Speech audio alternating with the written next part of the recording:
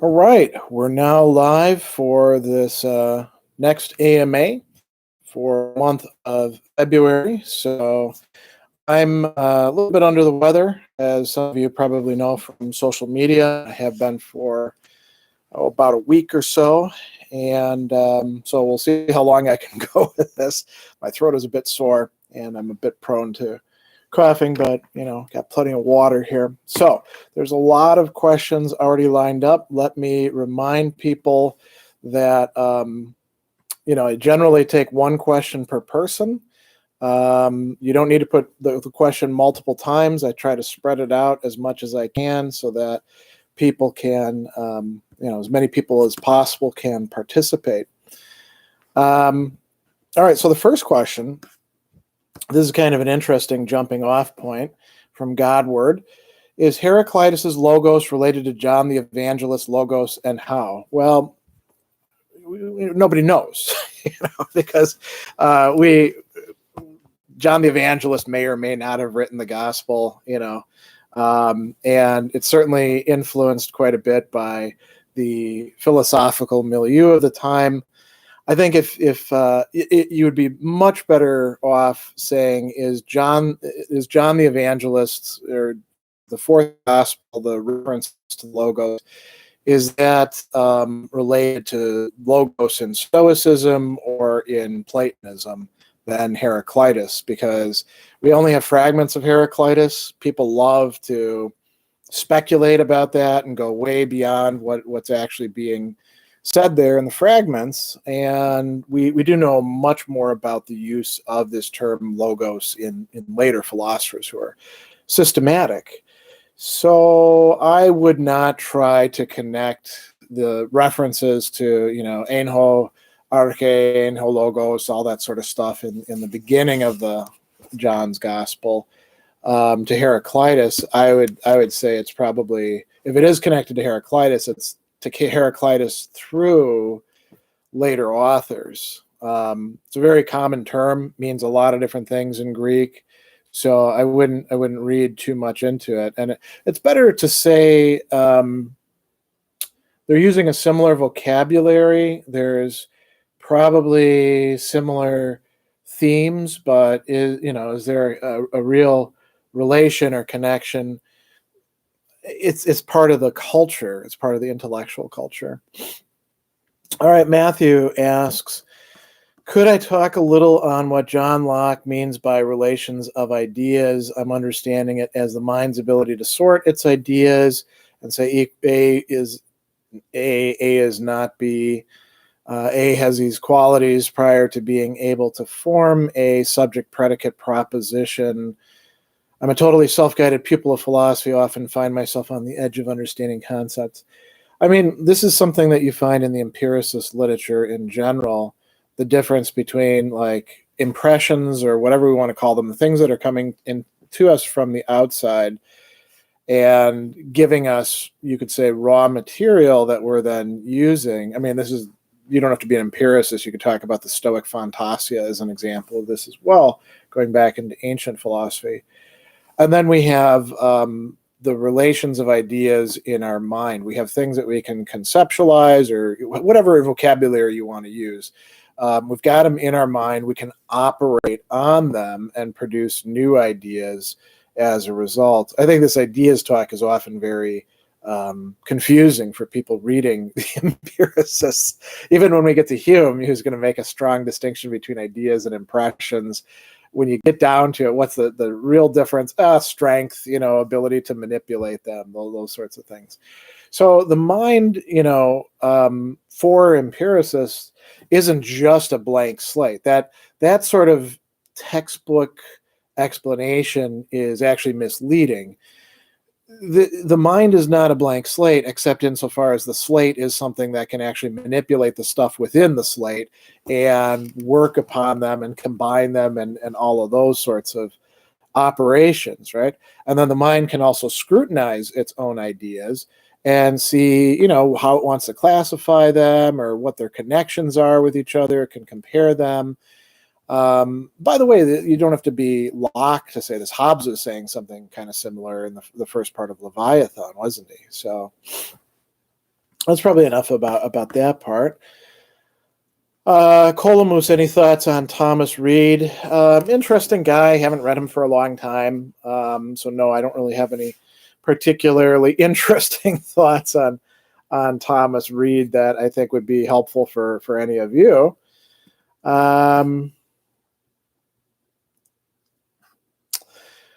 Johan says, can you please explain Maurice Blondel's understanding of God? I don't understand the notions of immanence and transcendence. Well, so there's no brief explanation for Maurice Blondel's view of God any more than there is of Thomas Aquinas' view of God, or Descartes' view of God, or Hegel's view of God, right? That's not a simple topic to talk about.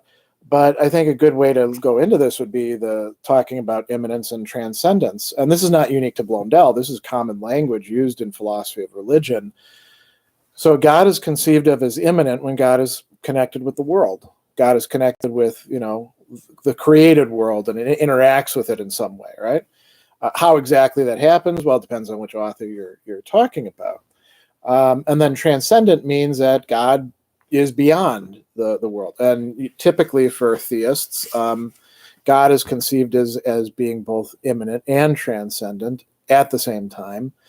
Actually, not even at the same time, because God doesn't exist in time, right? Time exists in God, to use Anselm's formulation of this On Truth. So, Blondel conceives of God as having revealed God, to human beings throughout history. And, he's a fairly typical theist, right? But what Blondel's project is saying modern philosophy has sort of upset the apple cart. You're not going to be able to put it back together just by reaffirming, some sort of bastardized version of Thomism that you've managed to cobble together in the 20th century from bits and pieces of whatever you were interested in before. If there's going to be a viable Christian philosophy, an approach to things, it's going to have to take into account what modern philosophy has, advanced, put on the table, what challenges it's raised, and then it can respond in turn. So it may be Thomistic, it may be Augustinian, it may be something totally different, but it's going to ultimately lead us into not just cognizing God, but some sort of relation with God, and through a community. I mean, Blondel is a Catholic in the best sense of the term. You can say, where it's not just some narrow cultish kind of thing, but conceived of as a genuinely universal community, spread through space and time. So, I mean, that's probably enough to say about it there. Did I miss? Oh, here we go. Yeah, Joseph also asked, could you explain Blondel's notion of truth in his later works? Did it change any compared to L'Action? Did it change? No. Did it expand? Yes. Blondel in his early works was within a sort of polemical situation, you could say, where people were throwing around charges of modernism very easily, often, quite maliciously. And, there was this insistence at the time on something like the correspondence theory of truth that you see with alt writers today, who are like, postmodernists are rejecting the correspondence theory of truth. And if you know anything about the correspondence theory of truth, it's just one of many theories of truth. It's not a single thing like that. But there were a lot of people who wanted to conceive of truth as, adequation between either language or mind and the things themselves out there, right? And that works for certain things. It's also a non-starter for so many other types of truth. This is why pragmatism was insisting on something. This is why Kierkegaard could talk about truth as subjectivity. This is why Anselm back in the Middle Ages, by the way, if you want to know about Thomas's views on truth, you're going to see Anselm come up an awful lot, thought that truth doesn't just exist in the mind or in language, but in the will and in action and in the very, foundation of things. We have Heidegger's truth as aletheia. Blondel is trying to do justice to not necessarily mentioning, say, Heidegger or something like that, but to a much broader conception of truth, where it takes into account the fact that we are truth-seeking beings. I mean, Alistair McIntyre's conception of truth, as you can find in his stuff, or Gabriel Marcel's are compatible with Blondel's. Let's call it a more expansive conception of truth, right? Does that change in his later works? No, it just gets expanded, and it gets sort of de-polemicized in a way as Blondel, spends more time reading and teaching Thomas. He was, by the way, was one of the first people to actually teach Thomas Aquinas in the French Academy, doing so before Josson in his classes. And it's the later works, hardly anyone reads them because they're massive. I don't know if I have got them nearby, but the trilogy is 5 volumes, right, of thick stuff that he dictated while nearly blind. So if you're going to wade your way through that untranslated stuff, you're going to find some really interesting stuff to work with. But I mean, is that different than the early Blondel? Only if you've got sort of a reductive conception of the early Blondel, I think. Because L'Action and the Letter on Apologetics and the Carnet Intime, his notebooks show him already engaging with something like that. All right, here's a less theoretical, more down to earth kind of question about the channel. When is the next Sadler's caption contest? I really enjoy them, from Josh. I have to come up with a good picture. Been sick the last week, so I'm a little bit behind on stuff. Probably sometime later this month. I'll put up a good picture and we'll see what happens. All right, back to theory stuff. Dylan Vera. I've heard many people say that postmodernism is just epistemological relativism. I know it's wrong, but I'd like to know if you have any thoughts on why people think that. We even had teachers say that. So there's a lot of thoughts, yeah. They even had teachers say that. Teachers are not particularly, as a class, are not better than everybody else. I mean, I look at my peers and I see, the nonsense that some of them have been willing to put forward as good philosophy, and some of the stuff that they tell their students in classes. And I'm like, oh, it's too bad you got stuck with that person. So I wouldn't, overly worry about the fact that teachers are saying that. There's really, and this doesn't just go for philosophers. This goes for pretty much any professor, whether they're in business, economics, engineering. There's nothing that's stupid that some professor isn't saying somewhere, right?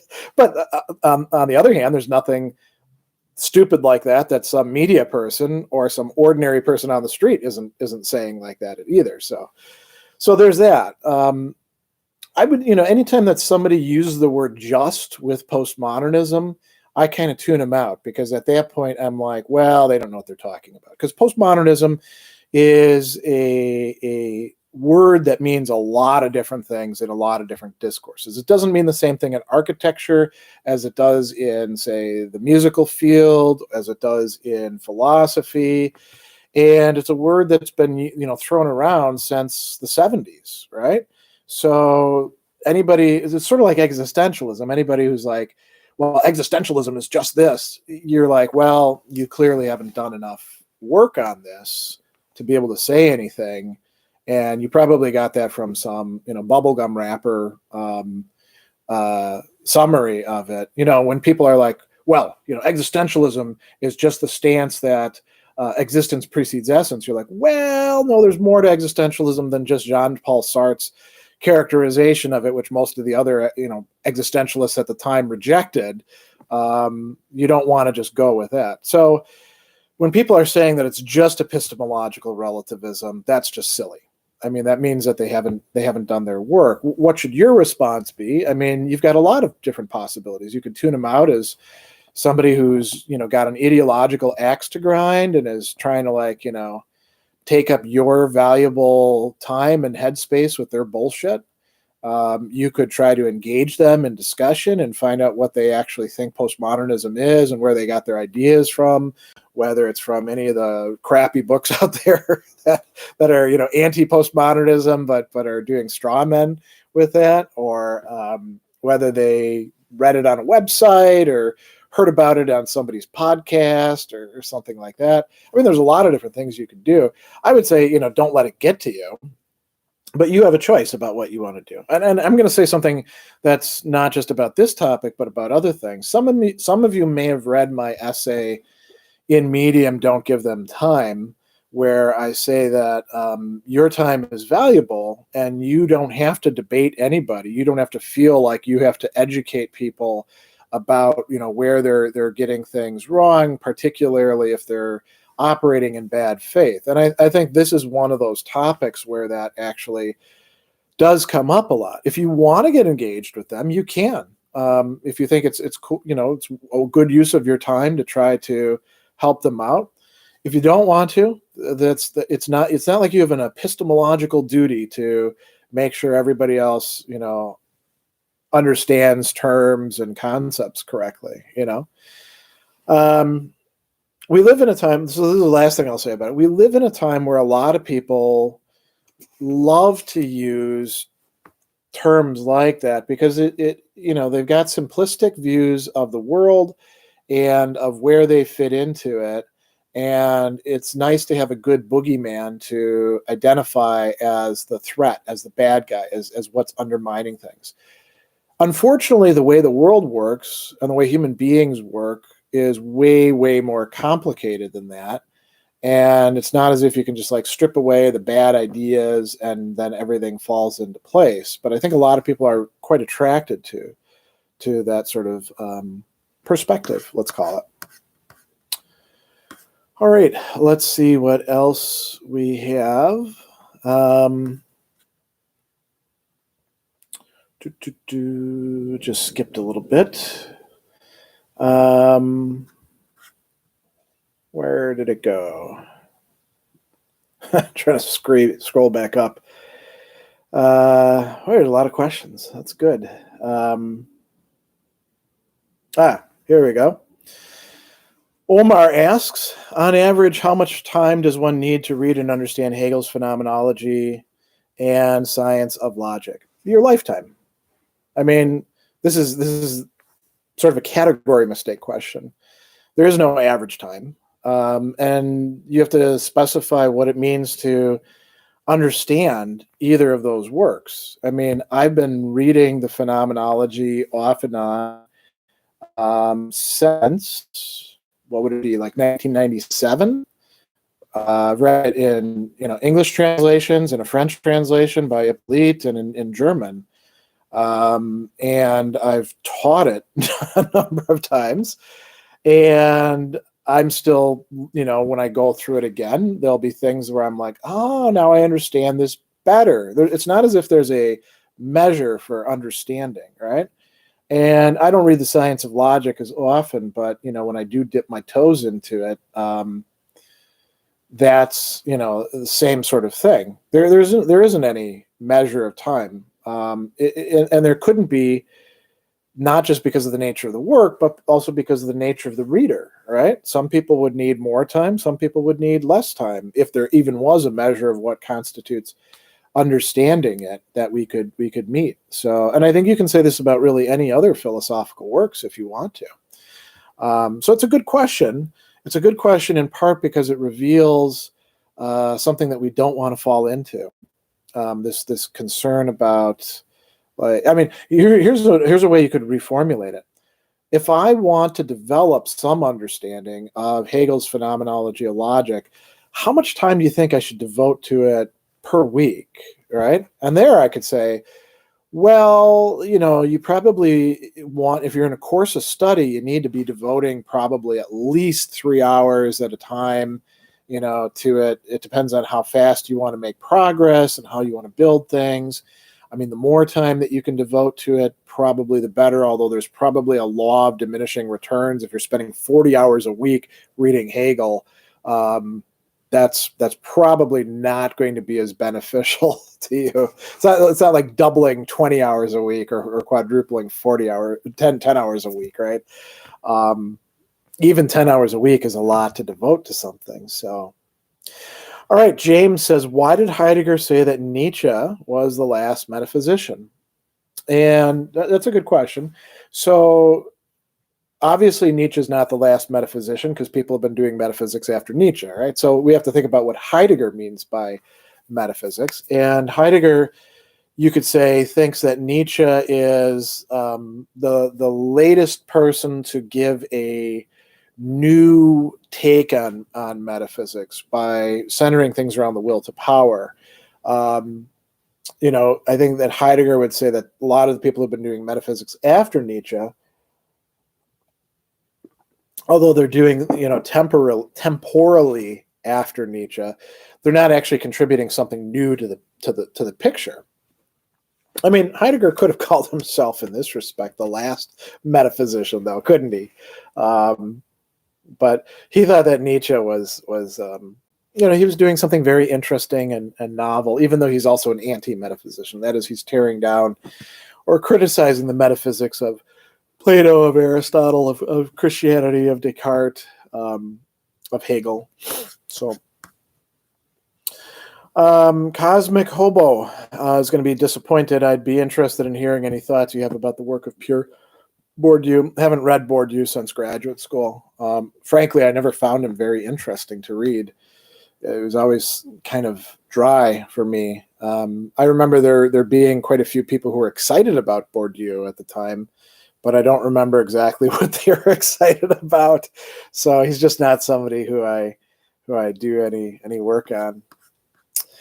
Chris says, it seems that art has a lot of philosophical significance. How do artists come to present truly meaningful ideas when uneducated in philosophy? Whence comes this wisdom, and should we take it seriously? So I think when you actually look at a lot of classic artists, you're going to find that they actually did know some philosophy. Great example of this is Edward Munch, who I'm going to post something about from Lapham Quarterly later on today in my social media. The Scream is deeply informed by Kierkegaard, right? But you wouldn't know that unless you knew his biography. And so, we got to be careful about that, right? Philosophy is not something where you have the ideas and they're encapsulated, and then only after you've put the capsules into your brain like a bunch of chips, now you can operate with them. It's continually engaged with life. So why wouldn't artists arrive at some things that, require them to engage in some complex reasoning and do philosophy in the process and arrive at interesting ideas on the way? I don't know that we have to elevate that to the level of wisdom. And we have to ask, well, what truly meaningful ideas are they presenting, and what medium are they presenting them in too? All right, Andre, are you planning some core concept videos on Schopenhauer's famous works or essays? Maybe, yeah, down the line. I've got some thumbnails actually created for them from a while back when I was hoping to get to shooting some Schopenhauer for one of my ethics classes, and it's just a matter of finding the time and slotting it in and getting it done. So I know a lot of people are eager to have Schopenhauer, and Schopenhauer is a cool author, a lot of fun to read, frankly, right? But I don't know exactly when it will be. Oh, there's Alfonso. So Alfonso says, I'm at work, bussing out dishes, just stopping by to say hi. Alfonso is a longtime correspondent. Glad to see you here. By the way, he's on Twitter and Facebook as well. And does quite a lot of interesting sort of microblogging, speculative stuff, engaging with a lot of contemporary philosophy. So you might want to check Alfonso Williams out. Made of Clay asks, how am I? I'm sick. Fortunately, my wife and I, we started getting ill last week, and by Thursday, was it Thursday? No, Friday I started canceling appointments, right? And no, it was Thursday. Thursday this week. Yeah, see, everything gets a little bit loopy when you're sick and tired. And so, we had a lot of symptoms, and I was like, it's probably a flu or something like that. And I ended up canceling my classes for the week and canceling some of my appointments for the week. And doing a lot of doing a bit of work and then being really tired and going down and taking a nap and then waking up 2 hours later and then getting back to work. And so anyway, long story short, my wife, who's not a worrier, by the way, was like, we probably need to go get COVID tested because a lot of the symptoms that we both got are kind of lining up with this. So we went and got COVID tested and got our results back earlier this week. And we don't have COVID. We don't have influenza A and B. So we don't know what it is. Got a sore throat, kind of tired, joint ache, stuff like that. But it's not COVID, so that's good. So, I'm trying to catch up on work. Haven't been exercising, obviously. And we've just been kind of taking it easy. But, things are going okay. My oldest daughter's up here now at school, so I'm happy about that. I'll get to see her once I'm better. And that's about it. Yeah. Oh, here's an interesting one from R.T. Whitby. If you were to rate Spinoza as a philosopher from 1 to 10, what would you rate him and why? Do you think he's an overrated philosopher? I think he's an overrated philosopher by people who don't really read his stuff, but they're kind of into what we can call the Spinoza mystique. Very often there's like a mystique surrounding philosophers. Hegel's a great example like this too. I mean, people are constantly memeing about Hegel and talking about like Hegel, doing this and that, and you're like, I don't think you've actually read much Hegel, So there's that. And now, does that make a philosopher overrated? I guess so, except that, we don't have to pay attention to the people that haven't really engaged with the thinker, right? We should look at the people who spend a lot of time with the thinker and see what they make of them. I'd rate Spinoza about a 6. I'm not like super in love with the geometric method that he uses in the Ethics. He has interesting things to say, but sometimes he's, plagiarizing them from Hobbes and not in the Ethics, but in the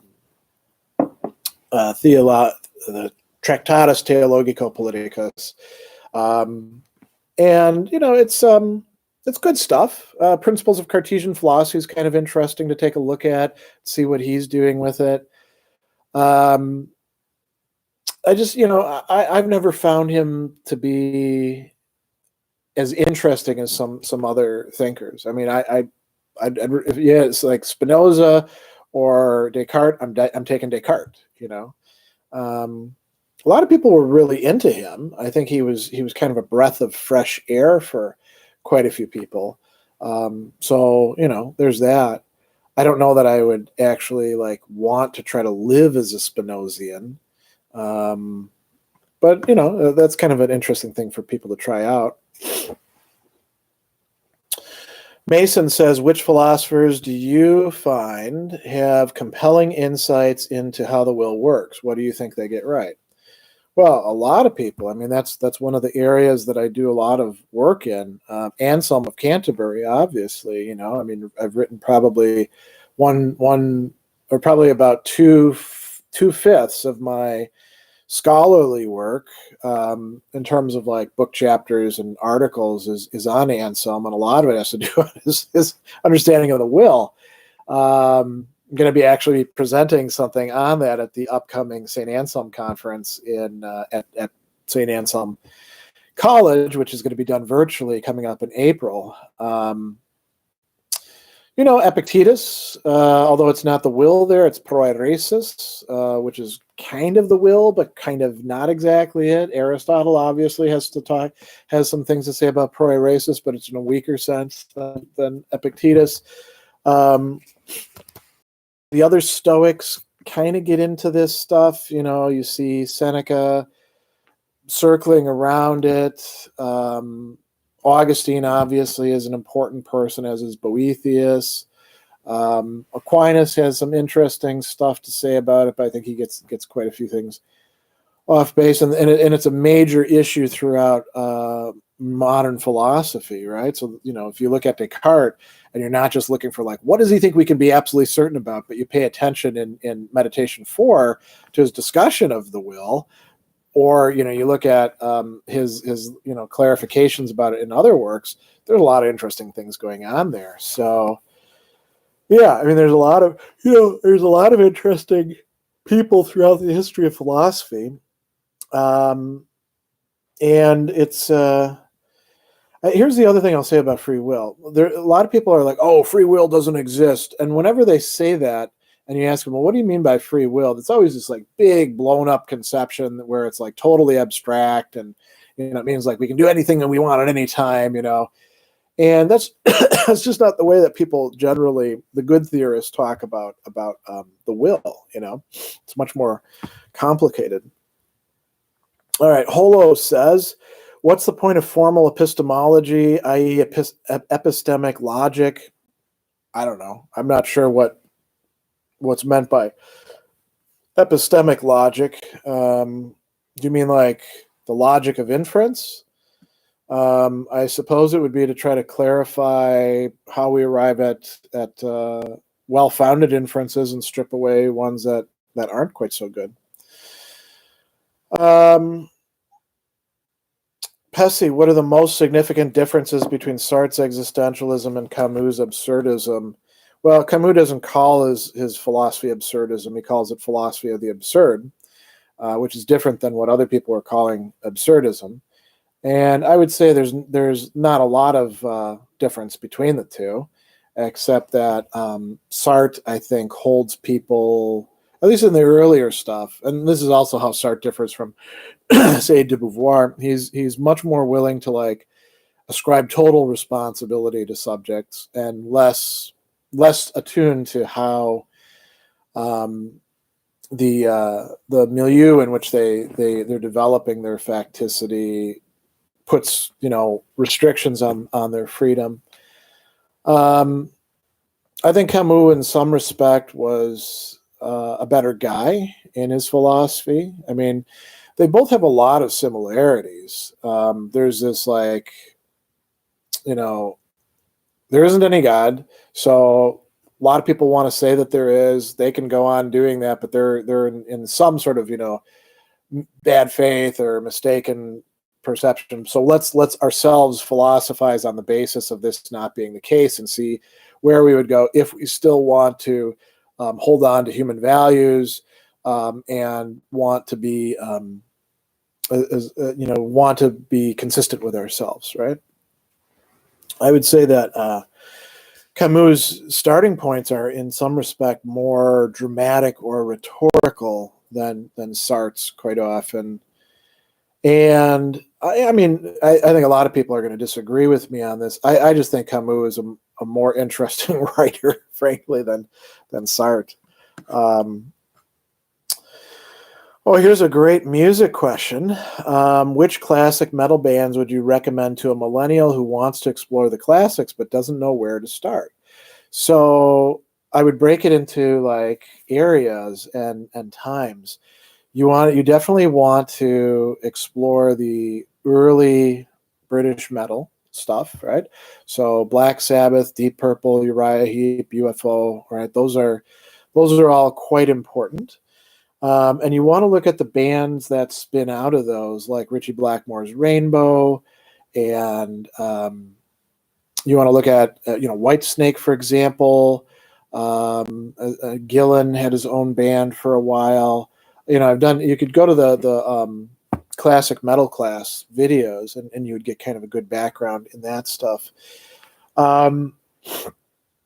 Scorpions and Accept out of Germany, both very important, very influential in, the Scorpions in both the 70s and the 80s, the Accept more in the 80s. Then you've got, what we typically call, well, before we get to the new wave of British heavy metal, let's talk about two other really important bands that you should listen to, and that's Motorhead. Actually, I'll say three: Motorhead, Budgie, and Judas Priest. All three doing really great metal stuff. Budgie is actually starting in the very early 70s. They're a Welsh band. And so there's that. And then we get the new wave of British heavy metal. Obviously, Iron Maiden is the most important of those, but you should check out Raven, Girl School, Tank, Venom, early Venom stuff, Saxon, and Def Leppard, and not the Hysteria era Def Leppard, but the early stuff that was good. And then, you want to look at early American stuff. Obviously, Kiss is an important band in there. There's the whole LA explosion with like Van Halen, Motley Crue, Rat, Quiet Riot, Lizzie Borden. You've got, Alice Cooper and Ted Nugent doing their stuff. If I remember right, both of them coming out of Detroit earlier on. Now their stuff is sort of like metal adjacent, sort of like you can say that some of Uriah Heep or UFO is. And that's already a big catalog to get you going. And then we could talk about Wasp is another important American metal band. And then you can you get into like the thrash age, and you've got like Metallica. You've got the big four, of course, right? Metallica, Megadeth, Slayer, and Anthrax, but there's all sorts of other interesting thrash bands as well. And so that's enough to probably like get you going on a catalog. But I would suggest watching some of those classic metal class videos that I've done with Scott Cerulli, because we get pretty deep into the weeds with those. Salty says Slayer is a great start. I wouldn't use Slayer as a start. I would say Slayer is like way down the line compared to the stuff that I just rattled off. All right, let's see what we got. Oh, here's a good question from Impulsive. Do you consider Plotinus important or useful to study if one wants a good understanding of Platonism? So the short answer is no. If the goal is to understand Platonism, like in Plato's own time, no, I don't think you have to.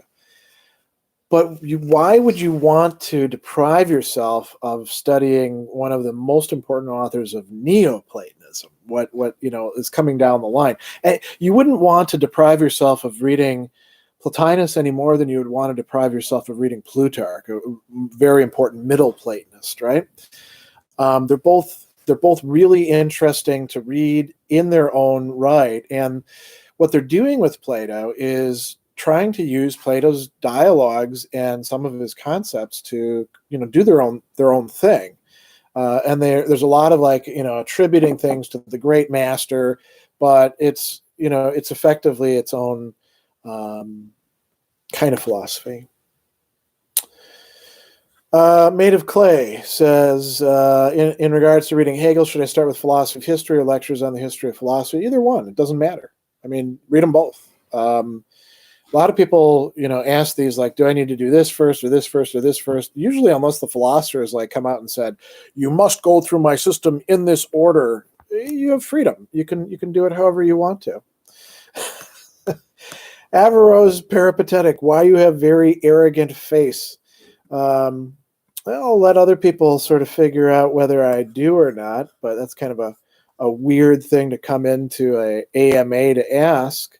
So you might want to think about that. Let's see. Let's scroll down. All right, Arafat Riaz says, how can I read philosophy at a very profound level? I'm a beginner. Keep at it, right? I mean, if you're a beginner, that's sort of like saying, how can I become a great musician and, like my friend Scott Cerulli, just pick up a guitar and do anything I want with it? Well, you got to do what Scott did, and back in undergraduate, spend all sorts of time listening to other people's stuff and soloing over it and learning how to play it and doing drills and practicing sometimes 8 hours a day. And then you eventually get to the level of facility where you're like at an intermediate level. And then you start doing even more stuff. And then you spend some time like playing with, great other musicians and finding out what they do. And, after you've put like 20 years in, now you're at a profound level. I mean, there's no recipe to get there right away. So, all right. Here's a question that I'm not quite sure what to make of.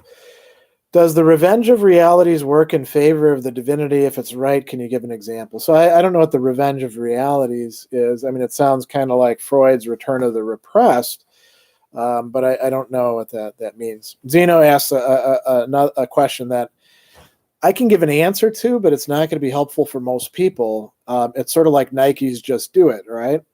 How do you memorize philosophical works and ideas when using them for debate or a lecture? I don't. I draw upon sort of like what I've managed to store away. I don't use memory techniques or anything like that. At one time, I could say that I did, but it was basically just like putting bullet points together and reading through them and remembering what that stuff was. I don't use flashcards. I don't use any of that sort of stuff. So I'm kind of a bad person to ask about that, and I don't do a lot of philosophical debates. So, again, I'm not a good one for that. Here's an interesting thing. Day waste. I've chatted with someone who claimed that Stoicism is not a philosophy, but a worldview. He said they were pre-Socratics. So they're not pre-Socratics, they're post-Socratics. Zeno, the founder of Stoicism, actually studied with members of 3 different post-Socratic schools. The Cynics, Crates, right? Stilpo the Megarian, and Polemo the Platonist, right? So he's definitely wrong on that. And you got to ask, well, what do you mean? What's the difference between a philosophy and a worldview for you? Because and what you're going to find is this person got that out of some textbook or a blog or like a podcast, and either they're going to have some sort of definition which nobody else really accepts, or they're going to have kind of like made it up on the spot. So. Boomer says, he's talking about Fukuyama here. Have you read The End of History and The Last Man? If so, how did you like his explanation of Hegel's dialectics and human history? So, Fukuyama is not a Hegel scholar, and he got his Hegel stuff basically through Kojève, as far as I remember. It's been a long time since I've read it. And you don't go to Kojève for the straight dope on Hegel, but you get an interesting interpretation of Hegel from Kojève.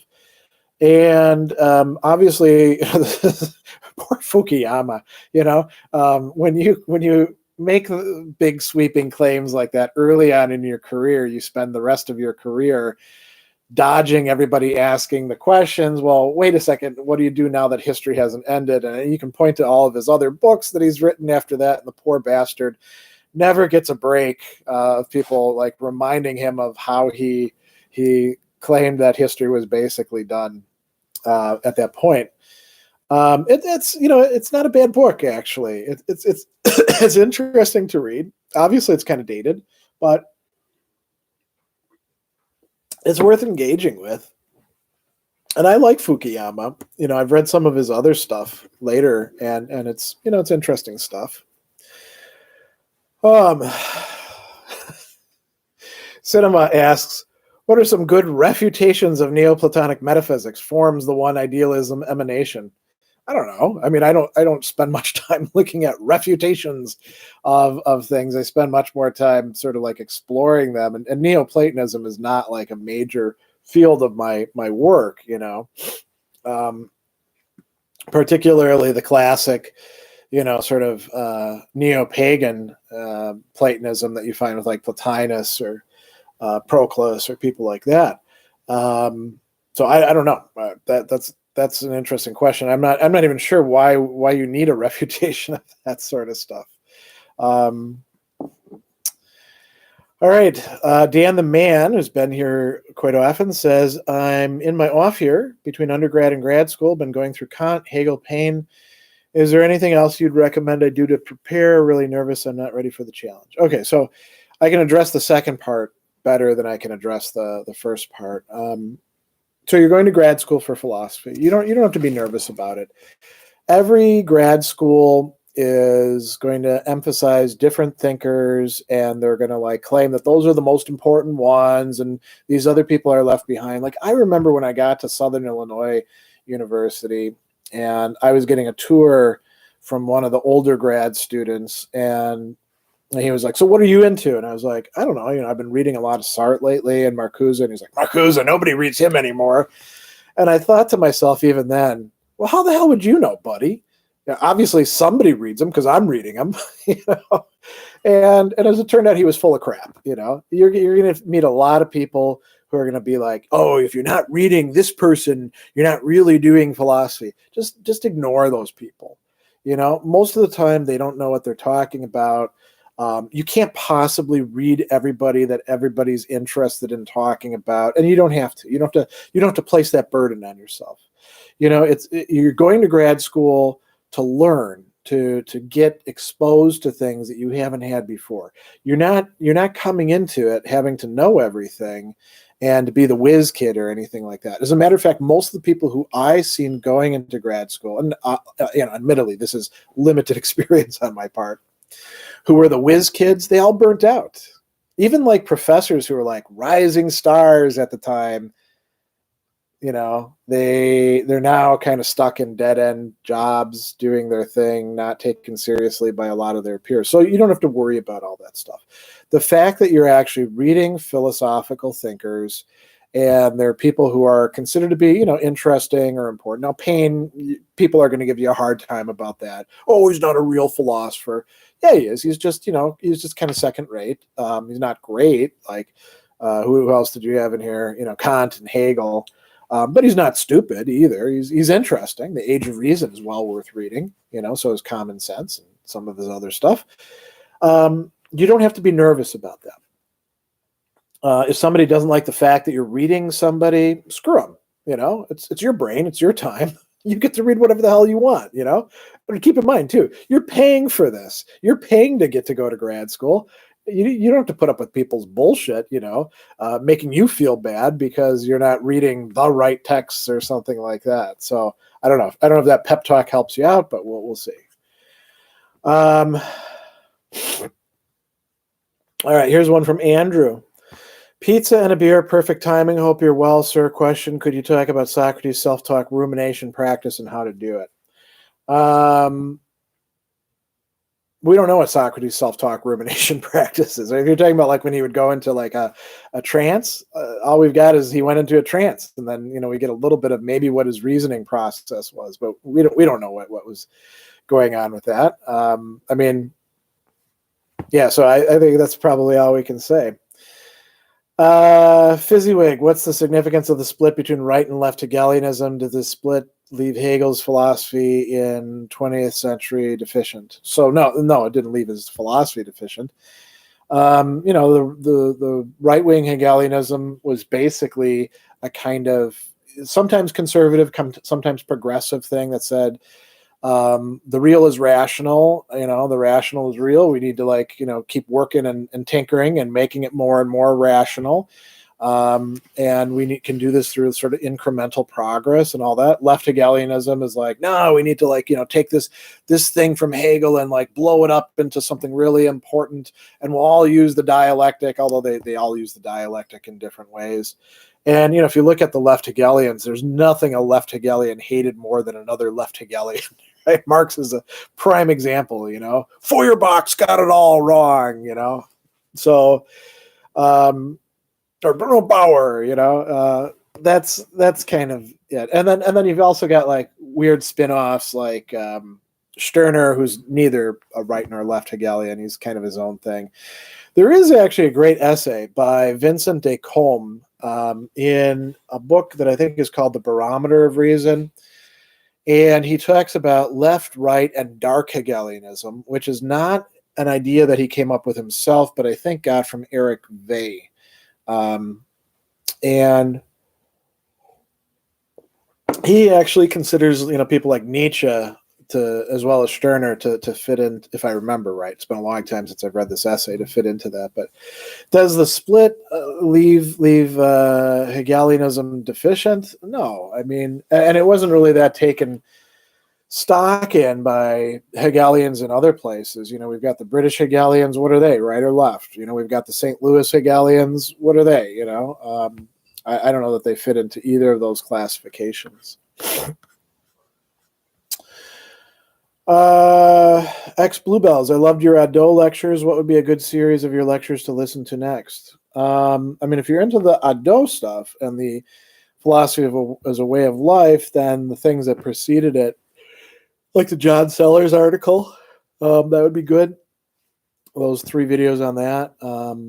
You could go to the stuff on Stoic philosophy or Aristotelianism or Epicureanism, because Adot talks about those things a lot. I've got playlists that are pretty easy to find on the main page of the website, right? Karanam asks, will you continue Friedrich Nietzsche philosophy series? So I don't know which series you mean. If you're asking, am I going to continue producing videos on Nietzsche, the answer is yes. As a matter of fact, for my class this semester, I need to produce some core concept videos on the genealogy of morals, because I'm having my students read that, and I don't want to assign them just those 4 big, 1 hour long lecture videos. I want to assign them some shorter stuff. If you're asking whether I'm continuing the existentialism series that those big lectures are in, maybe down the line when I reach a certain level of support on Patreon. But I'm definitely going to be shooting more Nietzsche. So, all right, Andrew, could you recommend some philosophical poetry? I don't read a lot of poetry, but you can read stuff that's in poetic form, or it's also been turned into like prose. So Lucretius is a prime example, right? The nature of things is a poem. Boethius, the Consolation of Philosophy, it's like interspersed poetry and prose. There's obviously Rilke, I'm a huge fan of his. But I don't read a lot of poetry for its own sake, so I'm not a really good person to ask about that. Mr. Big Weak Knee, why does Heidegger try to secularize Christian ideas like sin into something like fallenness? I wouldn't say that's what he's doing. I think he would say that he thinks that there's something there that the Christians got but didn't completely get, and now he's trying to make it even more clear. But if you want to call it secularizing and you want to approach him in that way, you can count on probably only understanding half of what he's saying because of the filter you put on it. Heidegger seems to think that throughout the history of ideas, people have been making great contributions, not just in philosophy, but also in literature, theology, history, and he wants to take those on and recuperate those. I don't, that's actually doing good work. Hegel's doing something similar, right? Alistair McIntyre does similar things in his own time. So I don't like that the question is he getting things right or not,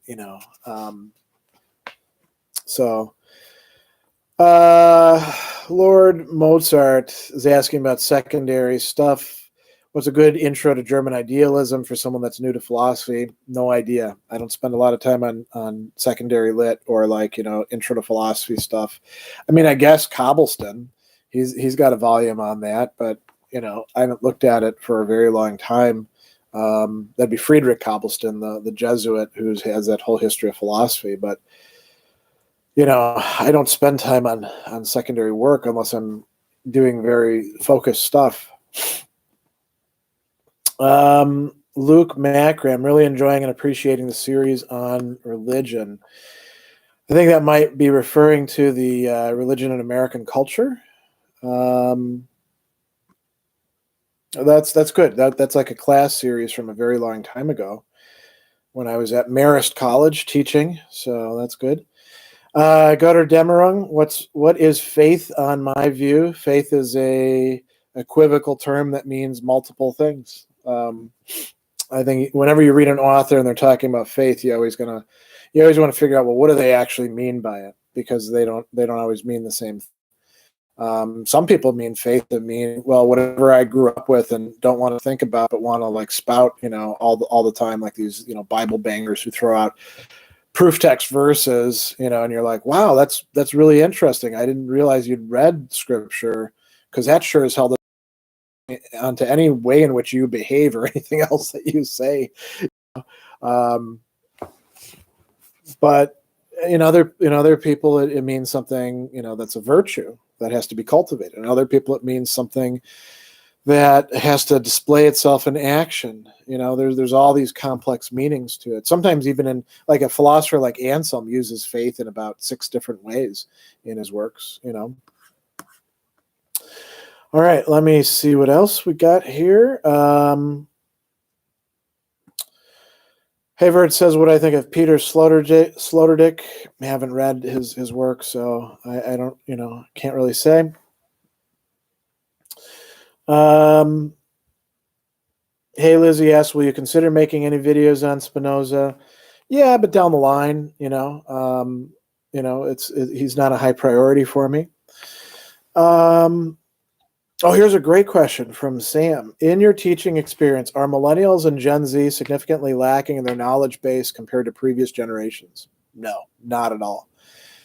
Every generation is lacking in their knowledge bases. Every generation has had failures in the elementary through high school curriculum. Every generation is oblivious to what's happened before them. Every generation, knows something about the new technology, but only at a surface level. And every generation has exceptions. So I think actually too, the other thing is, putting aside, obvious exceptions like where we're talking about race or stuff like that, the boomers really did have it a lot easier than my generation, Generation X. And in some respects, my generation had it easier than the millennials and the Zoomers. And adding all that stress into it, and our crazy political system and COVID and all that, it's a lot of people love to complain about the kids, but I haven't gotten to the point where I'm like, that friggin' new generation, those kids, they don't appreciate how good they've got it. I don't think they've actually got it that good. So, and where they have, where advances have been made, thank God they have, like in terms of medicine, or in terms of like getting past some of our societal hangups, at least in more or less, enlightened areas of our culture. But we're facing massive challenges. So, all right, let's see what else we got here. Western Man, what are the most significant advances that Heidegger made on Husserl's phenomenology? Well, number one, not making it boring as hell, right? I mean, I did my master's thesis on Husserl, and there are some people who get excited about Husserl, but they are an interesting type, Actually, I've done some other writing on Husserl, too. Husserl is not an exciting person to read, or teach, or think through. Heidegger is, but that's a sort of a side thing, right? I mean, they're doing different kinds of phenomenology. You don't go to the same people for the same things. I mean, we could say, well, what is Gabriel Marcel, who's a contemporary of them, or Max Scheler, what are they doing, that's different from them, or Maurice Blondel, or Henri Bergson, who, by the way, are both doing something, just not calling it phenomenology. They're each doing interesting things, So I really wouldn't talk about advances on Husserl's phenomenology. Nick says, if I ever commission one video, it would be your thoughts on being philosophically eclectic. I find the Stoics, Aristotle, and Epictetus helpful, but I worry could be diluting these schools. Well, I did do a video a while back on being an eclectic, and I said there's different ways of being an eclectic, right? There's like being a Ciceronian eclectic, where you take Cicero in a certain sense as your model. And his eclecticism comes out of a school of philosophy, the academic skeptics of the time. And then there's like the smorgasbord eclectic who's like, oh, I just want a little bit of this and a little bit of this and a little bit of this, you know. There's probably like eclectics that we could say who are like the people chasing the ever-changing banner in Dante's Inferno, which I think is in the antechamber, you know, and they never catch it, but they're always like chasing after the latest fad and trying to incorporate that. So there's a lot of different ways to be an eclectic, and I'm happy to revisit it if you really want me to. But I think I might have talked about that a bit in that video. All right, let me scroll down a little bit. Armin says, please estimate the number of books that you own.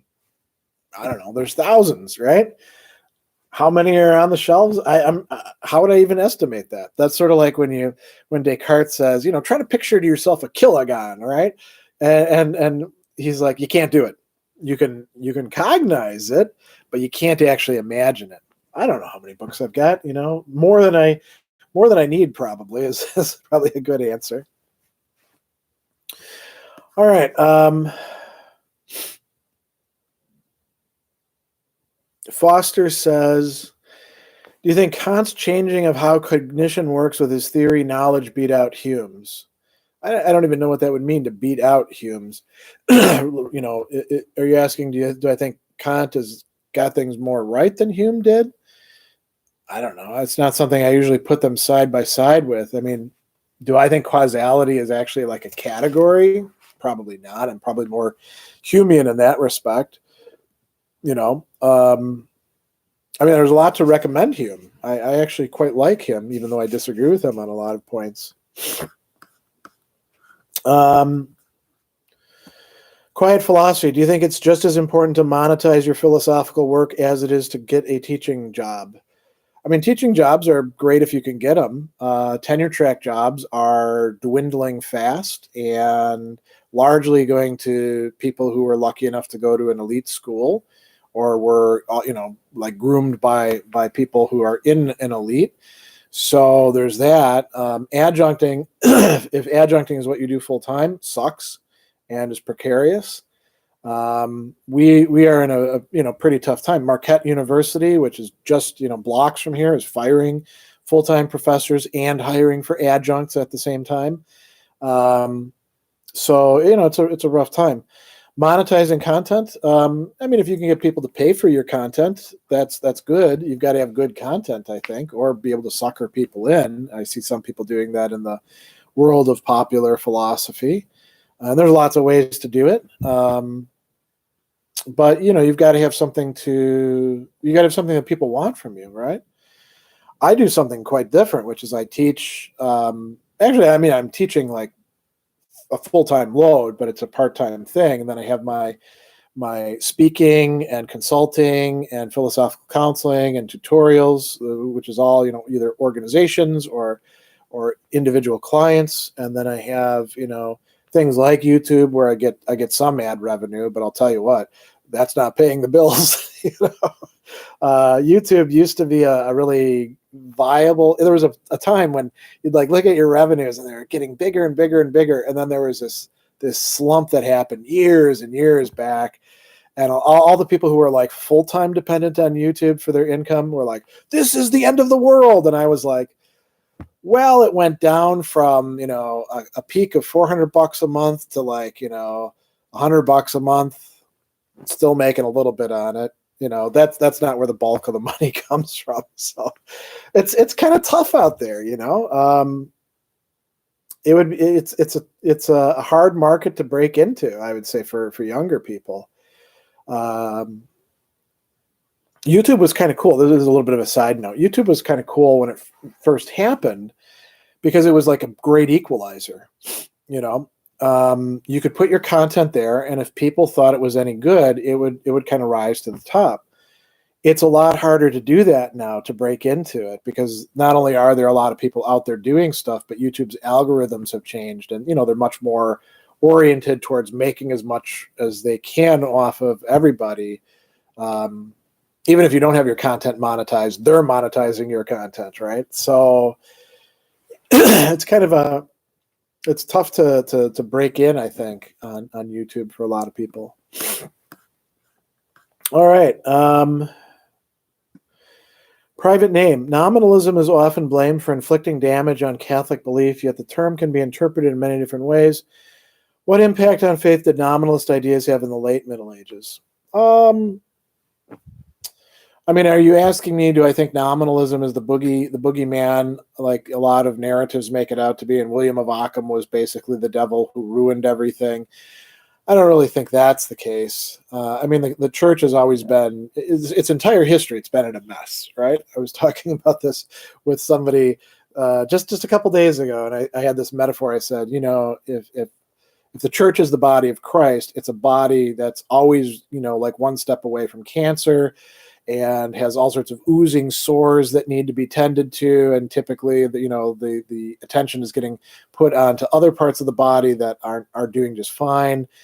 And when you read church history, it's always been like that. It's just different ways in which things happen. Did nominalism help to do a number on some things and promote modes of thinking that probably weren't helpful? Yeah, I guess you could say that's the case. But if it wasn't that, it'd be some other issue. And nominalism isn't like radically new in the 1300s. You've got it coming up with Rosalind, who Anselm is combating. You've got it coming up to a certain degree with Abelard, I would say. So yeah. All right. Ezra asks, how fluent am I in German, Latin, Greek, French, etc.? I mean, I can more or less get by with French if I need to. I mean, for reading, I can just pick up stuff and read it generally, unless I don't know the vocabulary, which does change. And then I can go get my Big Robai, right? My dictionary. German, not as fluent in it. The last time I was in a German-speaking country, it took me about a week to get myself back to the facility of conversing with shop people and stuff like that. But when you lay down a solid foundation, it's there in the back of your mind. I'm not like fluent in conversational stuff with classical Greek or Latin, because I don't talk with people with those. I read them, and sometimes you have to go and consult the grammar. Each author that you read has usually new vocabulary that you need to learn. So I don't know how I would emphasize it. Not emphasize, so you can tell I'm sick. How I would evaluate it, right? Frizzo says, "What's my favorite type of pizza?" It's a good question. We have a really good pizza place here in Milwaukee called Ian's Pizza, and it's Milwaukee thin crust pizza. There's all these different styles of pizza. There's New York pizza and Chicago pizza. Well, the traditional pizza here is a very nice, yeasty, thin crust, and they do it really well. And when we order from them, usually we get, from me, this thing that's called the Maui Wowie, which is ham, pineapple, and jalapenos. So that's pretty good. But I like all their other stuff too. I mean, there's not a lot of pizzas that I won't eat, except the weird crap where it's not really pizza. Like if it's supposed to be barbecue buffalo wings, I'm like, just give me the wings. Don't put them on a pizza, But the traditional pizzas, I probably I like them all, Andrew says, have you ever gotten something philosophically brilliant from a source not meant to be portraying it? That meaning not doing philosophy? Yeah, it happens all the time, in reading literature. That's probably, something that is. So Raymond Carver I've been reading a lot of lately. Raymond Carver? The Humphrey Bogart character, Marlowe. All of his stories have Marlowe, right? And there's some quips in there where you're like, oh man, that's interesting to think about. So that's pretty good. Wisco Simple says, if you were to study a different medieval philosopher every month for a year, which 12 would you choose? I don't know. I mean,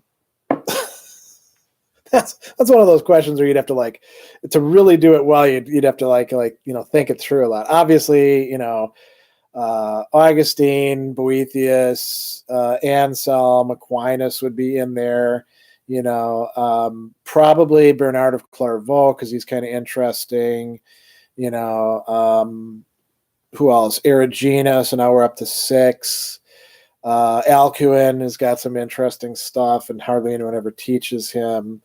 Who else? Once we get into the 12th century, there's an explosion of people that we could pick, and everyone that you pick, you're like, oh, I'm leaving this guy out. Probably would do Abelard, right?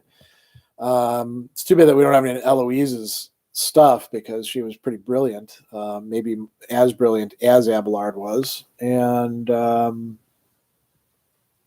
Bonaventure probably. I probably would have my students read Scotus and Occam, even though I'm not super stoked about them. John of Poinsot, maybe. I don't know. I'd have to think about it a lot. I am going to be teaching a medieval philosophy class 2 semesters from now at Carthage College, but I don't think we'll get to even 12 philosophers over the course of the semester, All right. Sarant says, would you say that reading works in original language enhances your understanding? Yeah, of course. I don't know that it's absolutely essential. Fortunately, we do have translators. I mean, if I had to read stuff, if I could only focus on stuff that I can read in the original, that would narrowly restrict my capacity to read and teach. Like this semester, I'm having one of my classes reading selections from Confucius's Analects and the Mensis and the Tao Te Ching and the Zhuangzi, and I don't read classical Chinese. I mean, the most I ever got to when I was studying Chinese was being able to read about 200 characters in modern Chinese, and classical Chinese, that's a whole different ball game.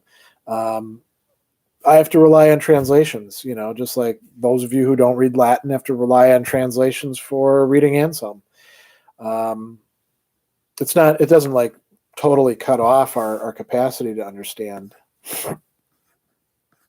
All right.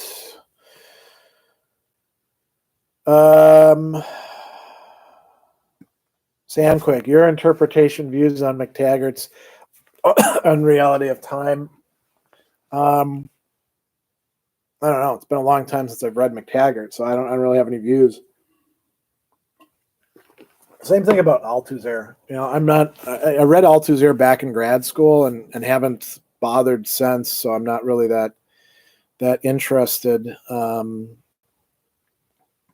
in his works and ideas. Let's see here. I guess he's somebody who's jamming up the stream with way too many postings, so I gotta remove him. All right. Ismet asks, any Turkish philosophers you've come across with so far? I don't think so. I mean, unless there's somebody who turns out to be Turkish, I don't think I've actually read any Turkish philosophers. All right. Reedy. Nietzsche discarded his Birth of Tragedy himself, as you said, so how is it still relevant, and how has Birth of Tragedy influenced literature and philosophy? Well, how does it influence literature and philosophy? All you got to do is a little bit of Googling, and you'll figure that out real quick. It had massive influence, mostly by getting things wrong, because people loved that idea of the Apollonian and the Dionysian. From about 1900 onward, there is an explosion of stuff about Nietzsche. And so what if Nietzsche discarded the Birth of Tragedy? He didn't discard it, by the way. He criticized it. He didn't say, oh, everything in here is crap. There's a lot of great stuff in there. It's early work. A lot of it's still relevant. Some of the key themes are formulated there that show up later on. You want to avoid all or nothing perspectives on these sorts of things, right? quiet philosophy. Little Peep was deeply informed by Augustine through his grandfather, who taught philosophy at Harvard.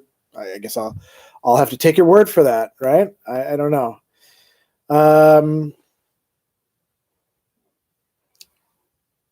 Elijah, what wisdom would you recommend for having to trust for people again, similar to how Alyosha, this is in Brothers Karamazov, trusts people? I don't know that you want to trust people as much as Alyosha does. Is that the model that you want to have?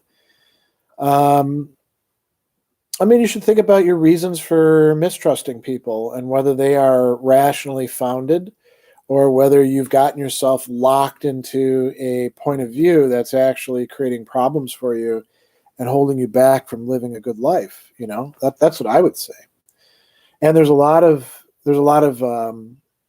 philosophical techniques that you could do with that. I mean, part of it would be attending to your own self-talk and like you might write things down, make them explicit for yourself. So journaling could be helpful for that. All right. Oh man. Aaron Lopez asks, Hegel's preface in the Phenomenology says truth can be found in a discipline only if it's engendered by philosophy. How can, say, a biologist be conscious that they advance the discipline through philosophy? So there's a couple ways you could answer this. Any discipline, insofar as it reflects on its own activity and does so in a thoughtful way, is kind of doing philosophy. That's why we have, so often students will ask questions like in economics, and the economists at a certain point will get pissed off and they'll be like, you need to get out of here and go to the philosophy department where they ask these kinds of questions. And then they find a philosophy economics class and then they get into that. I mean, obviously Hegel doesn't think that truth is only available in a discipline if it's engendered by philosophy. There's truth in all sorts of trivial ways, like, do you need to actually go to a philosophy to find out that this bottle is, a third filled with water? No. So that's a true thing. But you can think of it as like the full significance of what the discipline is doing has to be engendered or informed by philosophy to some degree, right? But you don't stop being a biologist by becoming a philosopher as if you cross some sort of invisible line, All right, Dolette, do you think Shorin has any philosophically interesting ideas? I'm sure he does, but I haven't read them. So, one of those people who's always on my list, but I never get to. All right. Bruno says, wish you a quick recovery. Thanks, Bruno. That's very nice of you. Let's see who else we've got that we haven't gotten to before.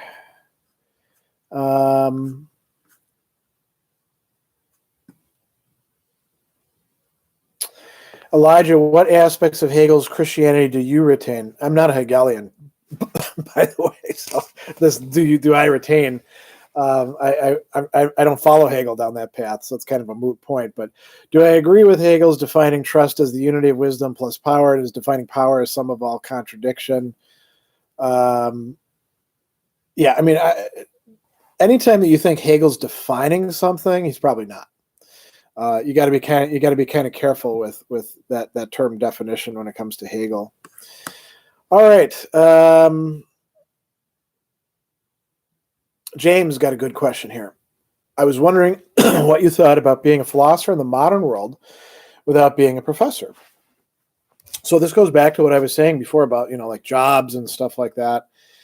It's perfectly possible to be a philosopher without being a professor, Prime examples of people who did this are people have been asking about Spinoza. That was his case, right? Cicero, great philosopher in many respects, somebody I look up to, by the way, highly valued in the early modern period. Politician, legislator, rhetor, and other things, not a professional teacher. Descartes got to teach a little bit. Most of the time he wasn't, right? We could go on and on and on. And it's possible to do it today. You just have to have some sort of like way of structuring your life so that you're getting in the things that you need, like plenty of study time. And you can do writing if you want without being in the academy. There's nothing that says that you have to try to go through the stupid eye of the needle whole, thing to publish academic articles to be taken seriously by people. I mean, we have all these wonderful platforms where you can do great work and publish your stuff all you want. And nowadays, self-publishing, 30 years ago, it was viewed as like, oh, you self-published that? Nowadays, it's more like, oh man, you self-published that. That's good. You didn't jump through all the stupid hoops that they would have made you do and like cut out the best parts of your work, whether it's an academic press or a traditional press. And you're going to make not all the money. Amazon will make a lot of the money, or whoever else you self-publish with. You're going to make some of the money, a lot more than you would in royalties from Harper or Penguin or whoever. So it's very feasible. And the other thing I'll say about it, I think it's important to cultivate networks of people who you can bounce your ideas off of and engage with and develop friendships. So it's feasible, it's doable, but you gotta look for it. You gotta, so for example, here in Milwaukee, right? We have, when we're not in COVID times, we have the Society of Philosophers in America chapter, which is a national organization. We have a Milwaukee chapter, and we meet monthly. We have a Milwaukee Stoic Fellowship here. We have a radio show that I'm one of the co-hosts of, Wisdom for Life, on River West Community Radio. You can hear it later today, 4 p.m. Central Time, is when it airs, right? There's all sorts of other things. We're putting on public events. You have to try to find those things and connect with them. And you can go to university events, even if you don't belong to that university. So like, obviously in times of COVID, it's a little bit different, but in COVID times, a lot of these things are also online too. So you can find those and participate in them. All right. Frida says, please talk about the point of the wax example in Descartes' second meditation. It's about substance. What is the substance? It's an extended substance, not the sensible properties that we see. There's that part of it. And then Descartes also, this is really important. He says, how do we cognize this? How do we apprehend this? It's not through the senses. It's not through the imagination. It's through the intellect, right? So that's the point of it. Let me scroll down.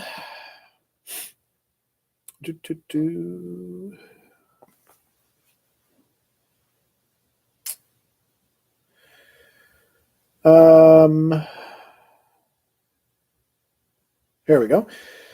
Jimmy says, how do you envision the debate of utopianism from this decade beyond? I don't know what the debate of utopianism is, so I can't really say much about that. All right, I'm going to try to grab, we're 8 minutes away from when this has to end. I'm pretty surprised I made it this far, but I'm going to have to get some lunch after this and then get ready for my philosophy chat for Patreon supporters in just a few minutes. So I'm going to grab some random things or ones that are easy to tackle. I'm going to start actually at the bottom and try to do people who haven't had a chance to get something answered before. All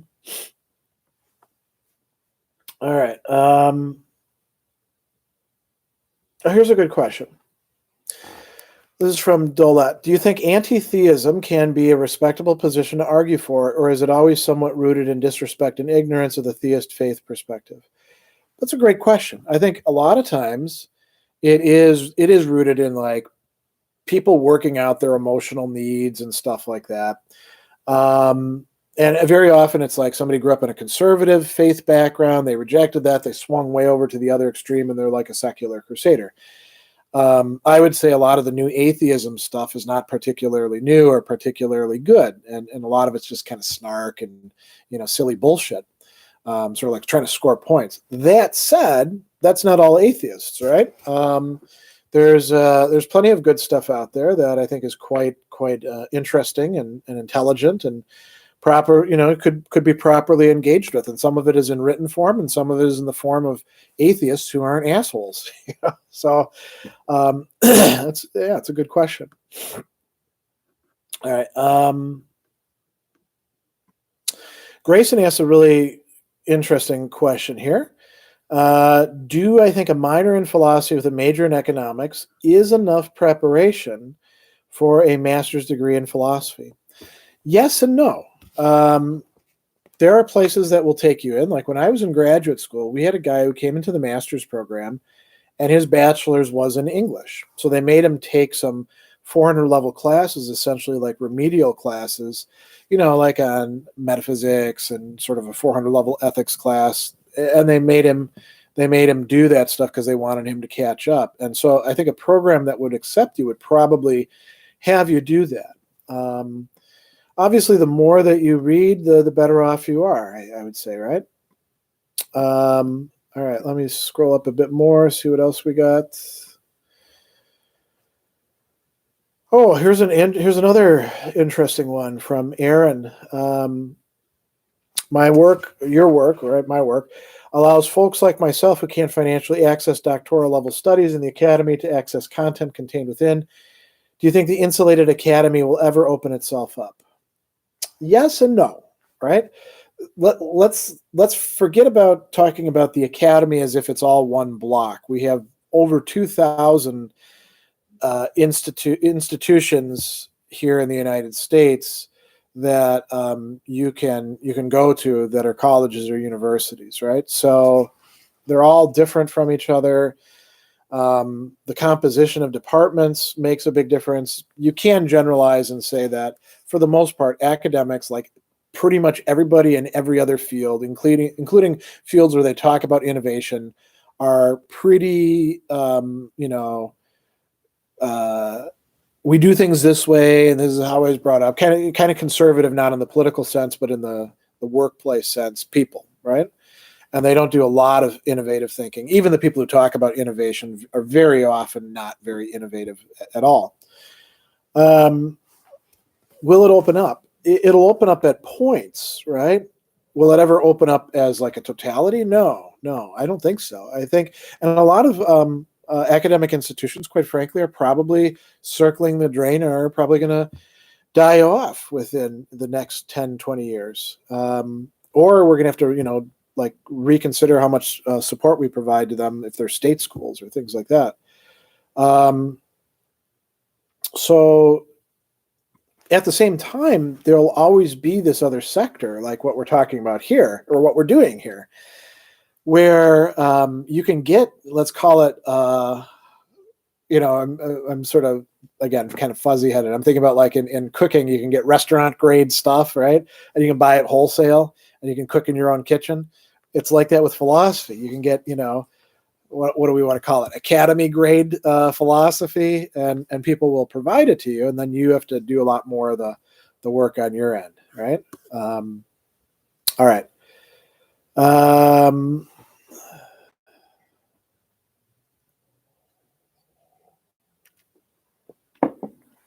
here's a good one from Noah, who is my favorite early church father. Clement of Alexandria. Definitely Clement, followed by Lactantius. Those are probably my favorite. And then I do like John Cassian. He's just kind of he's a bit mopey,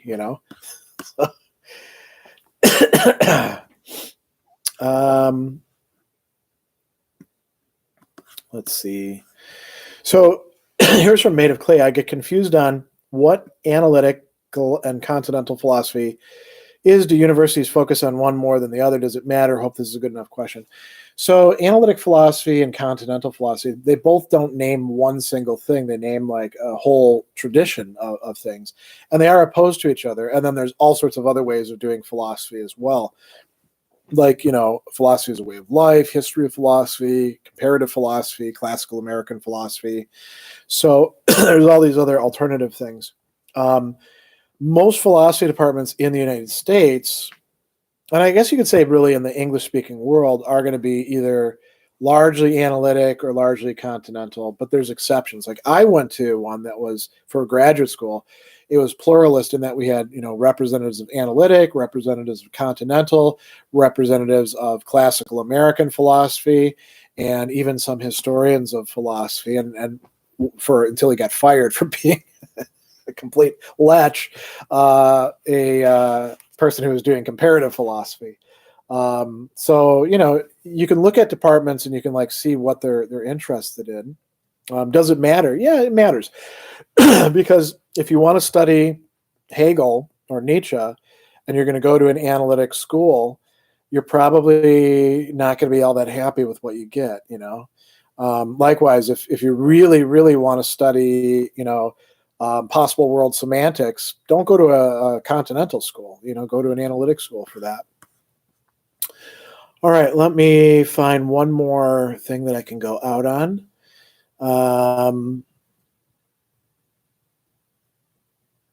Let's see here. Oh,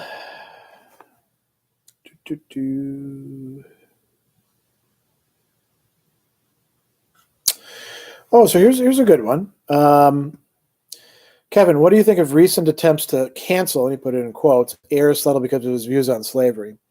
So I think that they're misguided and stupid in a number of ways, and I think that the complaints about it are also misguided and stupid in a number of ways. You're not going to cancel Aristotle. What, you're going to take his work away? He's dead. He's been around forever, and taking his name off of a few syllabi is not canceling him. Hell, you can, if you want to study Aristotle, you can, watch my videos, including the one about politics, book 1, where he's talking about slavery, right? And we have to be careful about what were Aristotle's actual views on slavery. Well, one of them was that most slavery is actually wrong and based on force rather than on nature, So, you want to be pretty careful about what his views on slavery were to get them right in the first place. To be honest, a lot of Aristotle's ideas were taken out of context and used for, Southerners in pre-Civil War America, and actually afterwards too, the racists down there, who unfortunately there's plenty of them up here as well, to justify slavery. And it was also used to justify enslaving the Native Americans within the, Portuguese and Spanish speaking areas of South America. But that's not the same thing as Aristotle. That's shitty, views and versions of Aristotle that people should be ashamed of having used just to back themselves up. And so, a lot of these things are based on kind of crappy history. So Aristotle's views on slavery were considerably nuanced, and people who are worried about Aristotle getting canceled, most of what people call cancel culture is a fiction and a boogeyman. People who complain about being canceled, if you're complaining about being canceled and you're doing so on social media or a news program, you're not canceled. And if you're concerned about somebody else having been canceled and you bring them up and they're on a news program, they're not canceled. So a lot of this cancel culture, stuff, people have heard me say this before, I think is pretty much silly nonsense. It doesn't appear to have, changed an awful lot of courses or syllabi. I'm teaching Aristotle this very semester in how many classes? 1, 2, 3 classes. So he hasn't been canceled here. I think a lot of this is kind of people allowing. It's sort of like a what they call a moral panic, right? Is what it is. So. All right, I am going to bring this to a close. This is about it for. Isaiah has one last question. What's the connection in Hegel and Aristotle's master-slave dialectic? No connection. Don't try to bring Aristotle into Hegel to understand the master-slave dialectic. There is no connection there.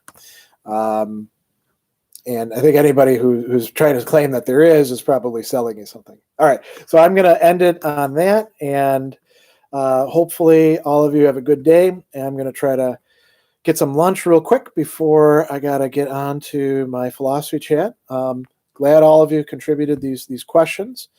And we also do have the Hegel party tomorrow. Those of you who would like to attend that. It's going to be like this, but we're celebrating the transition from the spirit section of the work to the religion section of the work. Anybody who wants to come in on that, I'll talk a little bit about it. We'll have a little toast, and then, we'll hang out.